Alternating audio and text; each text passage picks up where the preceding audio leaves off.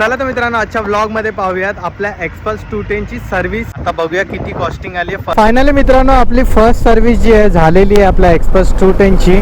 जास्त काय वेळ नाही लागला. सर्व्हिस एक्सपिरियन्स खरंच खूप चांगला होता. सर्व्हिसचं जे जॉब कार्ड आहे ते पण तुम्हाला SMS वर येतं. तुम्हा लोकांना डायरेक्टली कॉल येतो जर तुमची सर्व्हिस झाली आहे तर. 11:30 पर्यंत माझी गाडी सोडलेली आणि 2:30 ला मला यांचा कॉल आला.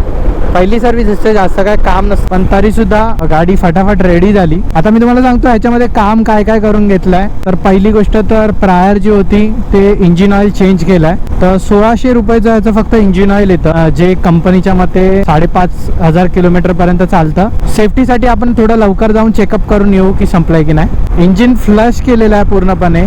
हे करणं गरजेचं असतं फर्स्ट सर्व्हिसला, कारण की तुमचं इंजिन जे बेबी इंजिन असतं, नवीन इंजिन असतं, त्याच्यामध्ये पूर्ण जे एक्स्ट्रा मेटॅलिक पार्टिकल्स असतात ते पूर्णपणे तुमच्या फर्स्ट ऑइलमध्ये येतात आणि ते स्लश पूर्ण गोळा झालेला असतं ॲट द एंड. सो ते पूर्ण ऑइल क्लिअर करून टाकायचं असतं. पूर्ण इंजिन ऑइल फ्लश बोलतात त्याला. ऑइल फिल्टर चेंज झालेला आहे आणि बाकीचे जे जनरल चेकअप्स आहेत ते झालेले आहेत आणि बाईक वॉश झालेली आहे. असं काही होतं आपला पहिला सर्व्हिस कॉस्ट टोटल बिल जे आहे स्क्रीनवर आहे 2400 रुपयाचं पूर्ण सर्व्हिस झालेला आहे. याच्यामध्ये सर्व्हिसिंग फ्री होती, बट बाकी सगळ्या गोष्टींचं आणि GST पकडून 2400 रुपये झाले. ह्याच्यानंतर डिरेक्टली आपल्याला 5,500 ते 6,000 किलोमीटर नंतर जायचं.